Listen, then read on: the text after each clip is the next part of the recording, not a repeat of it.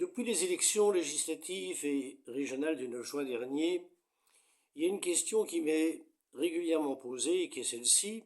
Alors, la Belgique, combien de temps peut-elle encore durer? Nous avons connu les responsables francophones demandeurs de rien en matière de réforme de l'État et qui ont toujours fini par céder. Le dernier épisode en date, c'est celui de la scission de l'arrondissement électoral de Bruxelles-Vilvoorde en 2011. C'était considéré au départ comme onbespreekbaar, onaanvaardbaar, et finalement il s'est avéré que la barricade francophone était en papier mâché. Avant, jusqu'aux élections du 9 juin, d'ailleurs, du côté francophone, c'était également non au confédéralisme, non à tout dépeçage massif de l'État, bref, non à ce qui figurait dans le programme électoral de la NVA en priorité. Or, voilà que cette NVA arrive sur la première marche du podium politique belge et que le roi est amené à désigner son président Bart de Wever pour tenter de former une nouvelle coalition fédérale. Et on voit les présidents du MR, Georges-Louis Boucher, et des engagés, Maxime Prévost, affirmer clairement leur détermination de placer Bart de Wever à la tête de ce gouvernement. Alors, je ne sais pas si on mesure clairement la portée de cette évolution. C'est un petit peu comme si on confiait les clés d'une caserne de pompiers à un pyromane. Car que fait logiquement un séparatiste lorsqu'il bénéficie d'une légitimité démocratique? Eh bien, il sépare. Je suis tombé récemment sur un article de Vers l'avenir de 2008 qui m'était consacré sous le titre « Le prophète de l'Apocalypse récidive ». Je venais alors de lancer avec trois amis le projet des États généraux de Wallonie qui allait se concrétiser un an plus tard à l'université de Liège. Le but de cette initiative était de réfléchir aux diverses options d'avenir pour la Wallonie dans l'hypothèse d'une disparition de la Belgique. Alors, le titre, le prophète de l'Apocalypse récidive, par son petit côté ironique, montrait évidemment le peu de crédibilité que la journaliste accordait à mon action. Or, celle-ci n'avait rien de fantaisiste puisque 2 ans auparavant, la RTBF avait brusquement interrompu ses programmes du soir pour annoncer que la Flandre venait de proclamer son indépendance. C'était le fameux documentaire fiction Bye Bye Belgium qui fit grand bruit à l'époque. Un an plus tard, en 2007, dans la préface qu'il a rédigée pour mon livre L'incurable mal belge sous le scalpel de François Perrin, Xavier Maby, le président du très sérieux CRISP, le Centre de recherche et d'information sociopolitique, écrivait ceci: au cas où s'accomplirait l'hypothèse d'une scission de l'État, hypothèse dont je dis depuis longtemps qu'il ne faut en aucun cas l'exclure, il m'apparaît clairement que le problème ne pourrait qu'acquérir alors une dimension européenne et internationale qui lui fait défaut jusqu'à cette date. Donc Xavier Maby estimait que l'hypothèse de la scission était tout à fait plausible. Je ne me suis jamais considéré comme un prophète et je me suis toujours basé sur les faits pour forger mon analyse. Et j'ai toujours déclaré aussi que, à mes yeux, la fin de la Belgique n'aurait absolument rien d'apocalyptique. Je voudrais d'ailleurs rappeler ici que 23 ans avant le documentaire fiction de la RTBF, François Perrin avait rédigé pour le Pourquoi pas une tribune intitulée « Et si les Flamands proclamaient leur indépendance ?»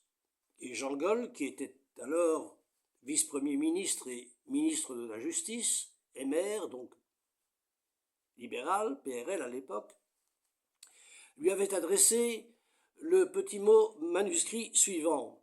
« Je suis d'accord à 100% avec votre article du pourquoi pas, mais le délai est sans doute un peu plus long. Je ne suis pas en position d'exprimer publiquement mon accord, j'agis cependant chaque jour pour préparer cette échéance et une réponse francophone de survie digne, raisonnable et dans l'ordre. » Jean Goll, dont le centre d'études du MR porte aujourd'hui le nom, était donc convaincu que la maison Belgique ne résisterait pas au coup de bélier du nationalisme flamand, et il réfléchissait, en homme d'État, à l'avenir post-belge des Wallons et des Bruxellois. La mort, hélas, l'a brutalement emporté en 1995. François Perrin a eu très tôt la conviction que la Belgique ne pourrait survivre sans une réforme profonde, institutionnelle, de type fédéral. Dès 1962, dans un essai intitulé « La Belgique », il écrit « Si aucune révision constitutionnelle n'intervient à temps, l'éclatement du pays pourrait se solder par des institutions centrales très simples. Des délégués des gouvernements wallons, flamands et bruxellois se concertent d'une manière régulière au sein d'un conseil fédéral et passent des conventions entre États pour la gestion d'intérêts communs. Les trois parties gardent la plénitude de leur souveraineté. Seules des conventions entre voisins régleraient les problèmes auxquels ils seraient immanquablement confrontés. C'est une formule, conclut Perrin, de confédération centrifuge. Alors, député du Parti wallon des travailleurs, puis du Parti wallon, François Perrin va, durant toutes les années 60, se démener pour tenter de faire sortir les formations politiques unitaires de leur inertie. Et au lendemain du Wallenbuiten de l'Université de Louvain en 1968, il va créer le Rassemblement wallon et forcer finalement le gouvernement de Gaston Heskens à entreprendre cette fameuse réforme de l'État et à introduire notamment dans la Constitution les articles 59 bis et 107 quater relatifs respectivement à la régionalisation et à l'autonomie culturelle.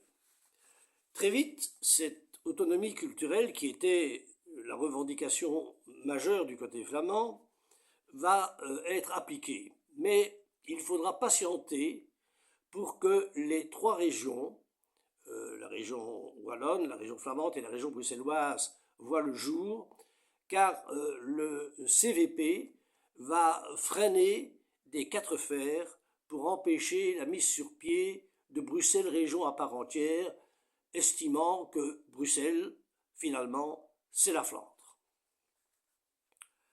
L'absence de majorité des deux tiers ne va pas empêcher François Perrin d'agir. Devenu ministre de la réforme des institutions dans le gouvernement Tindemans en juin 1974, il va en effet déployer son talent de constitutionnaliste pour mettre déjà sur les rails une régionalisation préparatoire pour la Wallonie et pour la Flandre. Dans l'opposition, à l'époque, le Parti socialiste, évidemment, pratiquera la politique de la chaise vide au sein de ce premier conseil régional wallon qu'il qualifiera de Parlement croupion. Mais l'essentiel pour François Perrin, c'était de rendre le processus irréversible, ce qui fut le cas.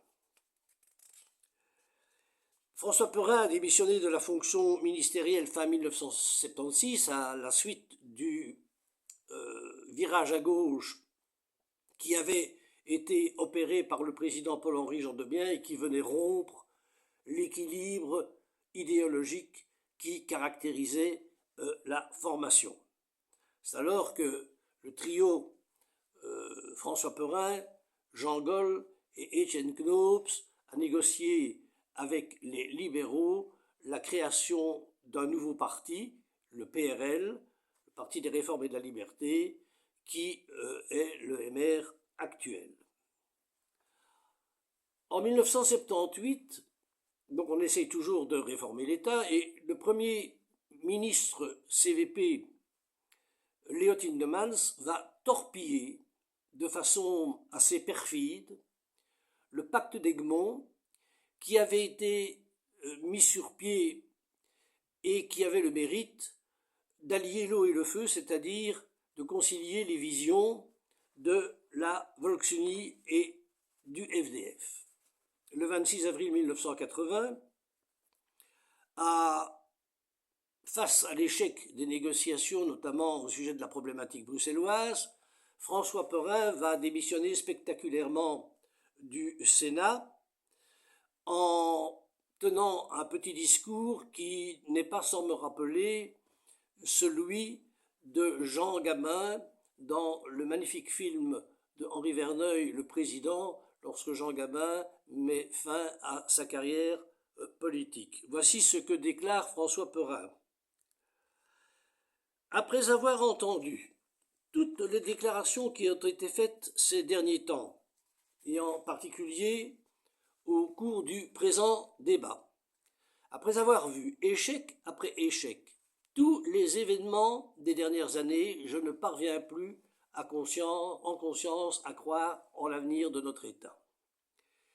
Il est difficile de rester parlementaire d'un État auquel on ne croit plus, et parlementaire selon les termes, et représentant, selon les termes de la Constitution, d'une nation, parce que dans ce pays, il n'existe plus de nation. Je remets donc ma démission de sénateur au président de cette Assemblée.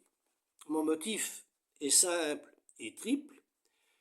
La Belgique est malade de 3 maux incurables et irréversibles. Le premier mal, c'est le nationalisme flamand, qu'il s'avoue ouvertement ou non.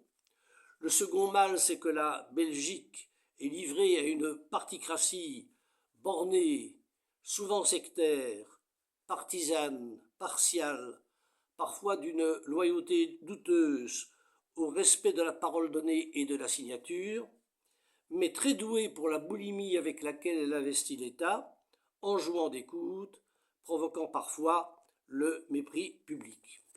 Le troisième mal, irréversible et incurable, c'est que la Belgique est paralysée par des groupes syndicaux de toute nature, intraitables et égoïstes, irresponsables, négativistes et destructeurs finalement de toute capacité de l'État de réformer quoi que ce soit en profondeur. Et il n'y a rien, ni homme, ni mouvement d'opinion, pour remettre tout cela à sa place et dégager l'autorité de l'État au nom d'un esprit collectif que l'on appelle ordinairement la nation, parce que dans ce pays, il n'existe plus de nation.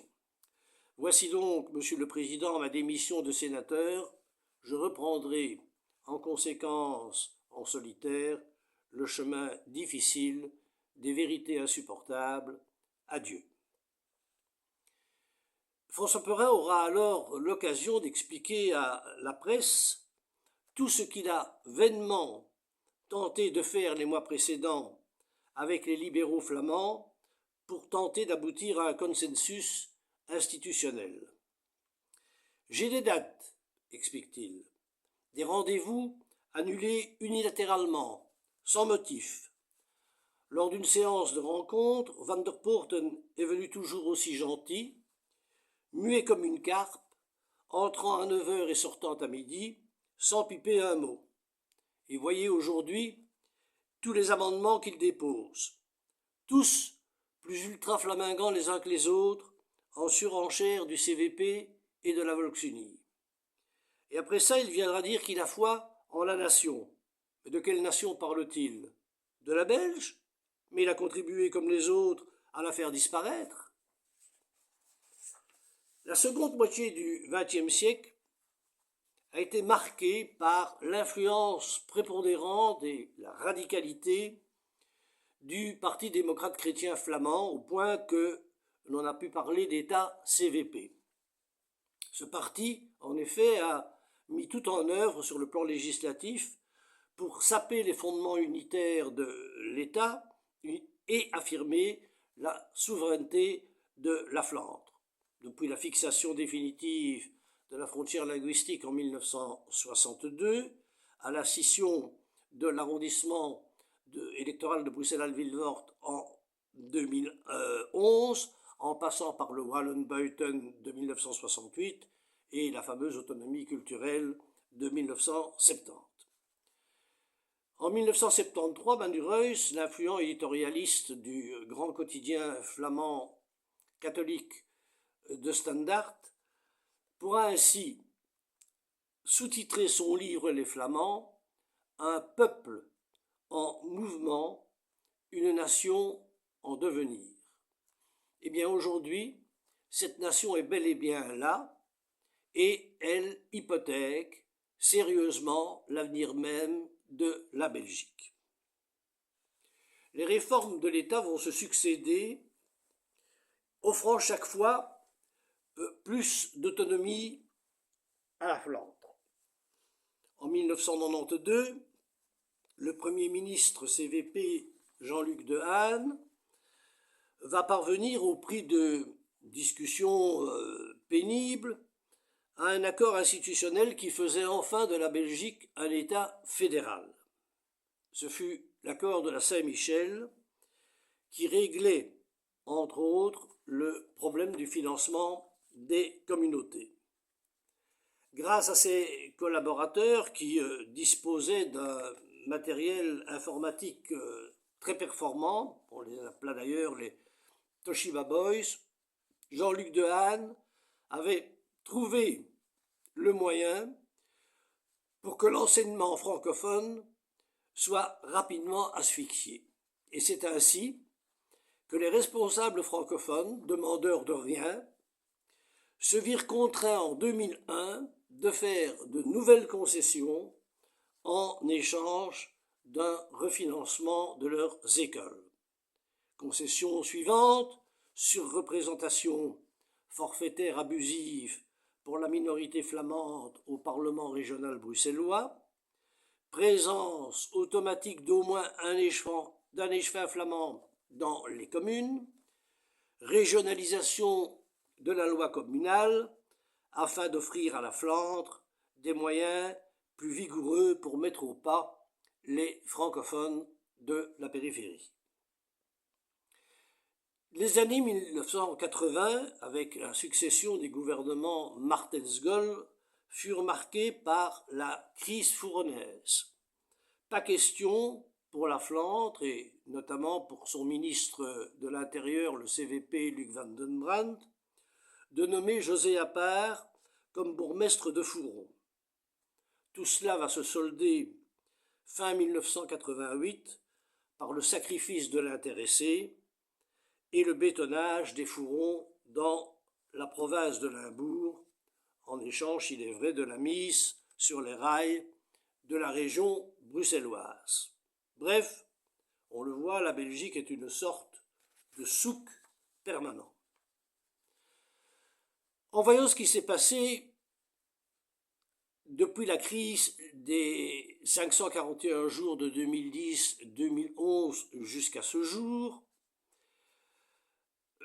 on peut mesurer la pertinence de la prévision qu'avait faite François Perrin en 1981 dans le journal La Meuse. Cela fait des années, dit Perrin, que je pressens ce qui va arriver. Après d'éventuelles élections qui n'auront fait qu'exacerber une crise financière et économique insoluble, le malheureux chef de l'État se mettra à courir après un gouvernement introuvable. La Belgique peut disparaître par implosion. Qu'est-ce qui empêcherait la Flandre de proclamer unilatéralement son indépendance et d'affirmer sa nation? Les Flamands ont créé tous les instruments de leur future légitimité. Jamais l'Europe ni l'OTAN, dira-t-on, ne laisseront éclater la Belgique. Que pourrait-il faire? Débarquer les Marines pour nous apprendre par la force à vivre ensemble? Au contraire, la Belgique est un partenaire si peu fiable que nos alliés ne seraient peut-être pas fâchés de la voir disparaître. J'ai rappelé l'introduction du fédéralisme dans la Constitution en 1993. L'encre n'était pas encore sèche que Luc Van den Brand, qui était alors ministre-président flamand CVP, lança l'idée du confédéralisme en ajoutant que tous les membres de son exécutif la partageaient. Cette idée fut avalisée d'ailleurs par le Parlement flamand en 1998. Et il s'agit là, ni plus ni moins, de mettre en place ce que propose finalement la NVA aujourd'hui. On dépiote au maximum le pouvoir central qui ne conserve que 2 ou 3 missions et on transfère tout le reste aux États, États wallons, États flamands, lesquels, pour ce qui concerne les matières personnalisables, c'est-à-dire liées aux personnes, vont co-gérer Bruxelles. C'est-à-dire que chaque habitant de Bruxelles devra choisir entre le paquet flamand et le paquet wallon pour ce qui est, par exemple, de l'impôt des personnes physiques, des soins de santé, de l'aide à la jeunesse, etc. Cela me rappelle ce que Gaston Gaines, un autre ministre-président flamand CVP, avait un jour déclaré « Nous achèterons Bruxelles », car il est certain que les propositions qui seront faites du côté flamand s'avéreront nettement plus alléchantes. Alors je voudrais aussi ajouter ici ce fameux cartel CVP, CDNV, CVP, NVA, qui avait été porté sur les fonds baptismaux en 2004 par le Premier ministre CVP Yves Le Terme, celui-là même qui avait qualifié la Belgique d'accident de l'histoire. Je pense qu'il y a entre le CDNV et la NVA l'épaisseur d'un papier à cigarette. Il suffit par exemple de relire les propos tenus par le président du CVP Wouter Beek en 2007 dans une interview accordée au journal québécois Le Devoir. Nous voulons une véritable confédération où chacun pourra agir comme il l'entend. Si les francophones n'acceptent pas de lâcher du lest, nous n'aurons pas d'autre choix que l'indépendance. Difficile, je pense, d'être plus clair.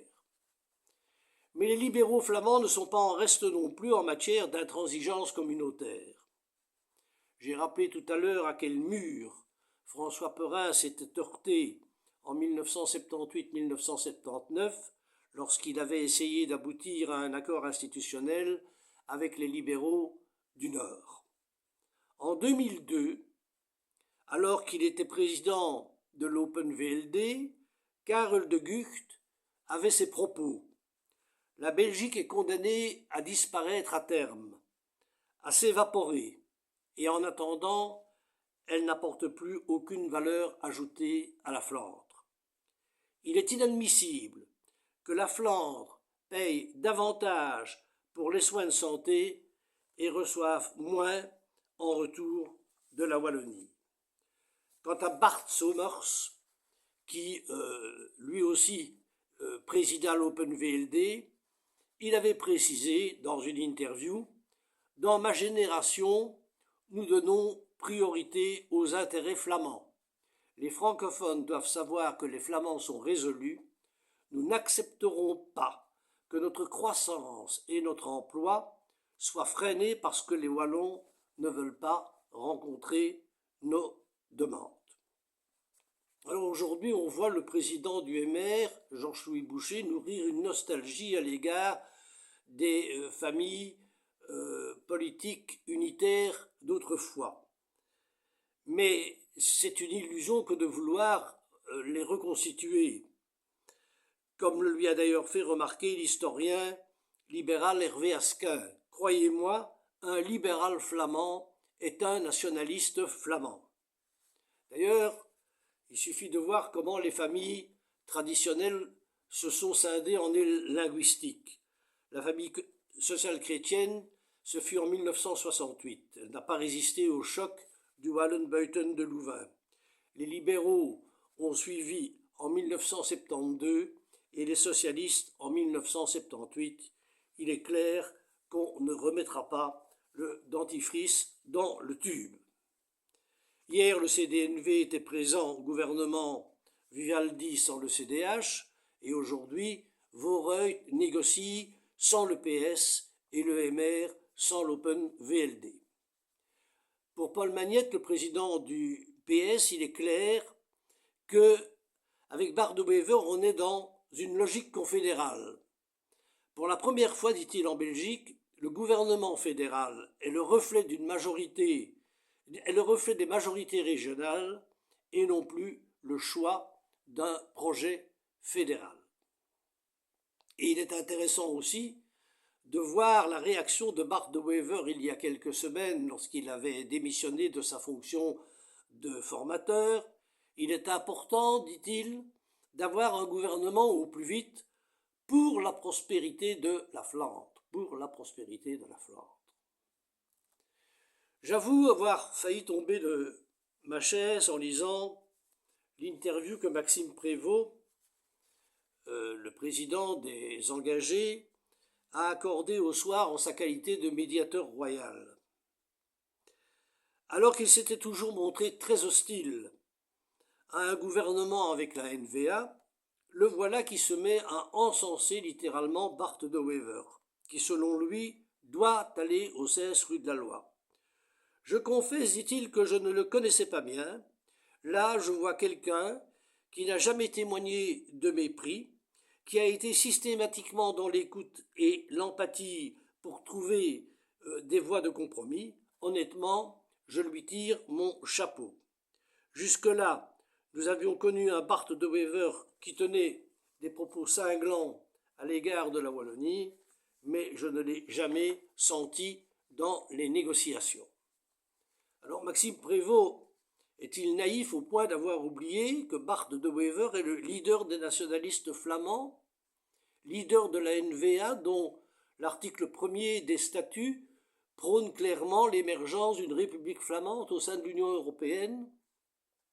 N'a-t-il pas lu le préambule du programme électoral de la NVA qui stipule « Le confédéralisme est l'objectif premier et essentiel de notre action politique aujourd'hui. Nous refuserons toute refédéralisation des pouvoirs. Nous ne voulons pas non plus d'une nouvelle réforme de l'État incomplète comme les 6 précédentes dans lesquelles la Flandre, les Flamands n'ont reçu que des bribes de pouvoir en échange d'un gros paquet d'argent pour la Wallonie et Bruxelles.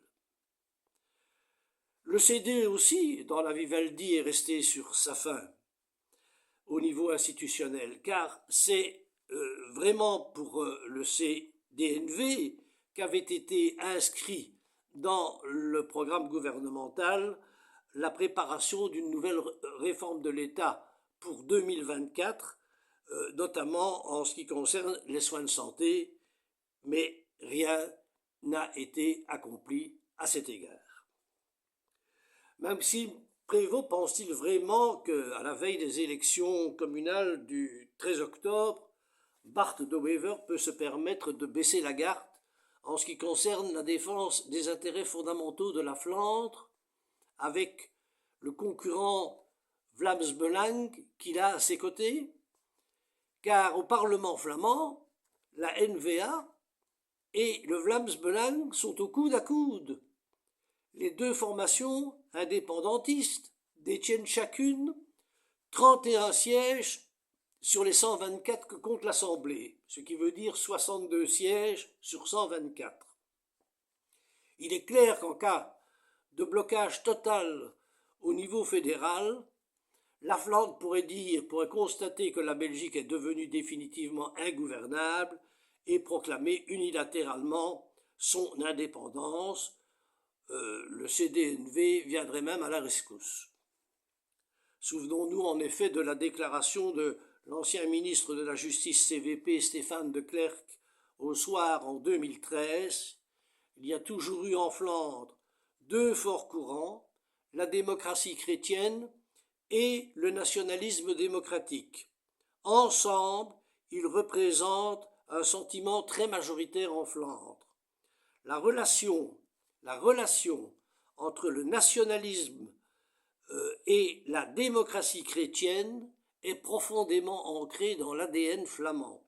Je relis, la relation entre le nationalisme et la démocratie chrétienne est profondément ancrée dans l'ADN flamand, dixit Stéphane de Klerk, CVP.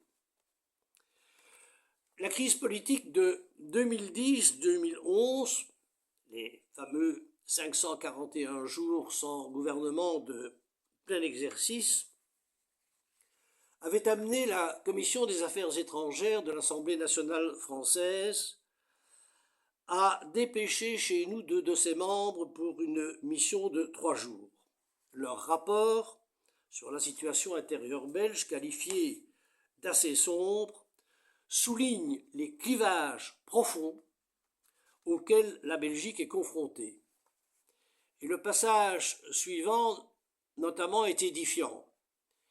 C'est aussi, écrivent-ils, le signe d'une divergence essentielle entre les visions des partis en présence, divergence d'autant plus redoutable qu'elle ne concerne pas le contenu des politiques publiques au sens traditionnel du terme, mais qu'elle touche à la conception même de l'État, à la nature des institutions et du pacte primordial qui les fonde. Bref, pour les auteurs du rapport, la division de la Belgique en deux groupes linguistiques de plus en plus cohérents et dissemblables rend son existence de moins en moins probable. Les élections du 9 juin dernier ont apporté aussi un élément nouveau. Elles ont permis de mettre fin en Wallonie à l'hégémonie détenue par le PS depuis environ 50 ans. Cette hégémonie explique l'attitude négative que la Flandre a développée à l'égard de la Wallonie. Ce sont les Wallons, il faut le rappeler, qui ont voulu la régionalisation à la fin des années 60, pensant ainsi opérer plus efficacement le redressement de leur région. Mais depuis l'introduction de cette régionalisation, en 1980, le PS a tenu de façon quasi ininterrompue le gouvernail de l'exécutif wallon. C'est-à-dire qu'on a eu 15 ministres-présidents socialistes sur 19. La pieuvre rouge a infiltré ses tentacules dans tous les rouages du moteur wallon. Il y a eu un clientélisme effréné qui a abouti à une hypertrophie politico-administrative et qui a plongé la région dans les abysses budgétaires. Pour la Flandre, qui doit sa prospérité économique à un réseau dense de petites et moyennes entreprises dynamiques et innovantes, au point que la Flandre réalise à elle seule plus de 80% des exportations belges. Pour la Flandre, donc, il était devenu intenable de poursuivre la solidarité financière avec une Wallonie manifestement mal gérée. d'où la décision de mettre fin progressivement, à partir de 2024, aux fameux transferts financiers qui sont de l'ordre de quelques 7 milliards d'euros par an.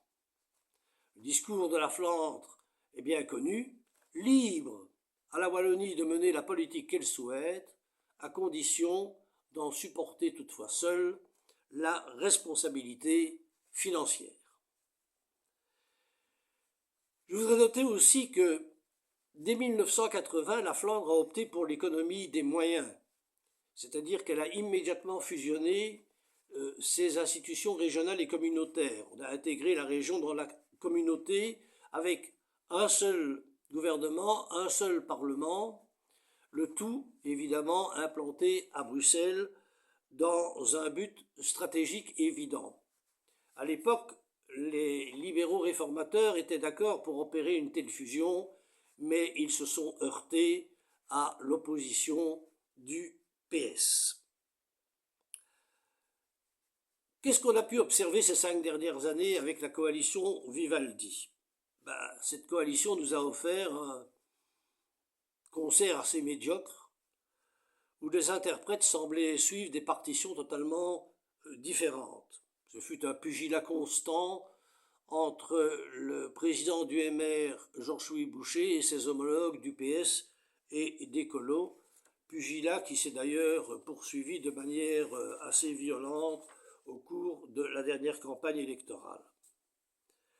Si l'Arizona parvient à voir le jour, on peut déjà s'attendre à un beau western entre le président du MR et son homologue de Vooruit, Conner Rousseau.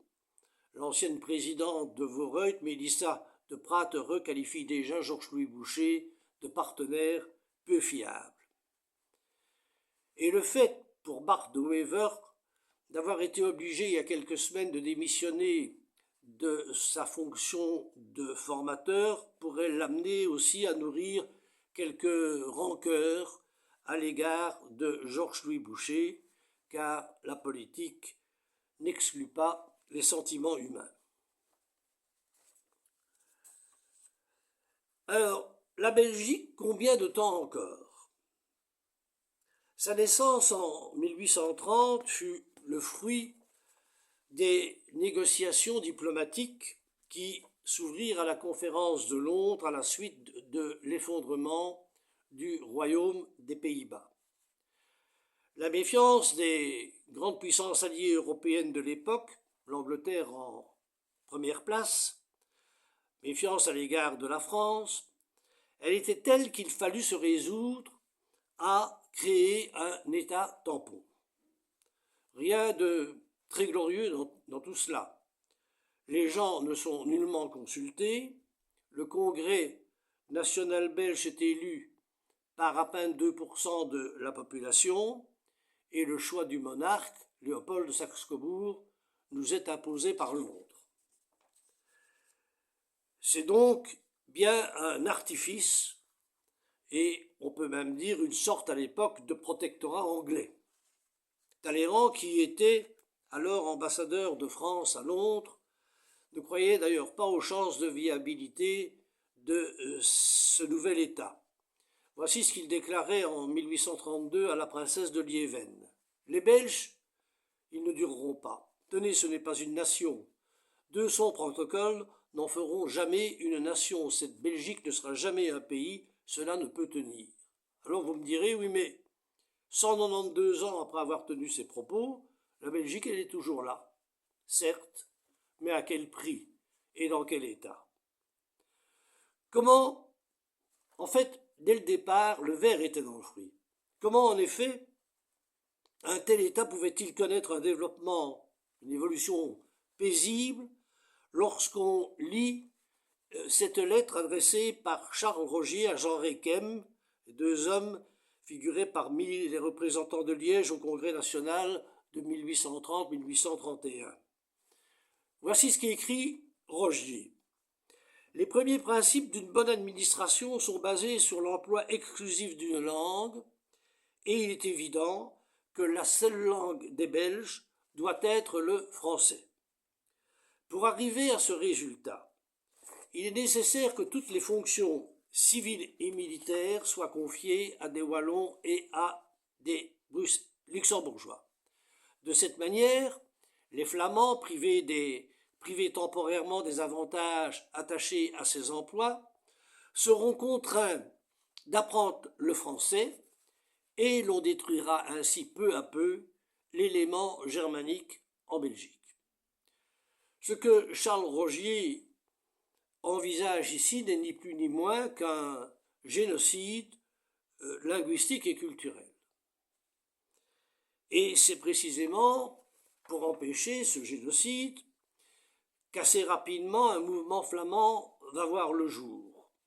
Au début de nature romantico-littéraire, il va très rapidement acquérir une dimension sociale et politique. La grande majorité des francophones ignore à quel point ce mouvement a dû lutter âprement pour arracher les premières lois linguistiques et faire en sorte que la Flandre puisse trouver sa juste place au sein de l'hémicycle politique. En 1973, donc seulement 43 ans après la naissance de l'État, ce n'est qu'alors qu'un flamand pourra enfin être jugé dans sa propre langue. Tout cela, bien évidemment, va laisser des traces durables et engendrer un sentiment puissant d'appartenance collective qui s'apparente à la nation. Réalisant l'élan irrésistible du flamingantisme, un mouvement wallon va se constituer à son tour au début du XXe siècle, et l'un de ses piliers, l'avocat socialiste de Charleroi, Jules d'Estrées, va adresser sa fameuse lettre au roi en 1912 dans laquelle on peut lire « Non, sire, il n'y a pas d'âme belge. La fusion des Flamands et des Wallons n'est pas souhaitable et la désira-t-on qu'il faut constater encore qu'elle n'est pas possible.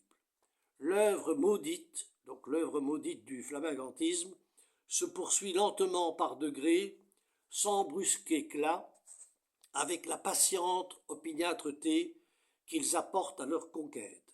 Le flamand ne recule jamais, il a la douce obstination têtue du fanatisme.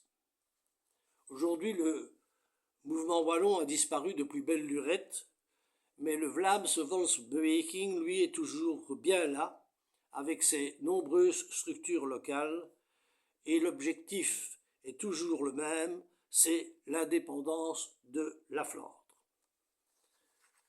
Dans la dernière interview qu'il accorda au Soir en 2011, François Perrin explique ceci. D'étape en étape, le mouvement flamand a gagné sur toute la ligne. Il a gagné de devenir une nation avec un esprit collectif qui, de fil en aiguille, deviendra une conscience nationale. De Wever est dans la ligne, et logiquement il dit « Nous voulons un État flamand indépendant ». Et vous avez noté que pour expliquer ça, il va d'abord à Londres, chez Cameron, il y a quelques mois. Il connaît l'histoire de Wever. L'Angleterre et la Flandre et la France n'y verra pas d'inconvénient, sera le premier État à reconnaître l'indépendance de la Flandre quand celle-ci sera proclamée.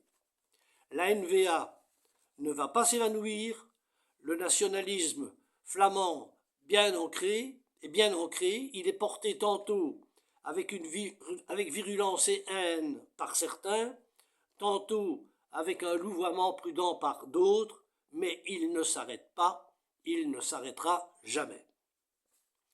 Et François Perrin d'ajouter à l'adresse des responsables politiques wallons, quel est l'intérêt de s'acharner à vouloir un gouvernement belge?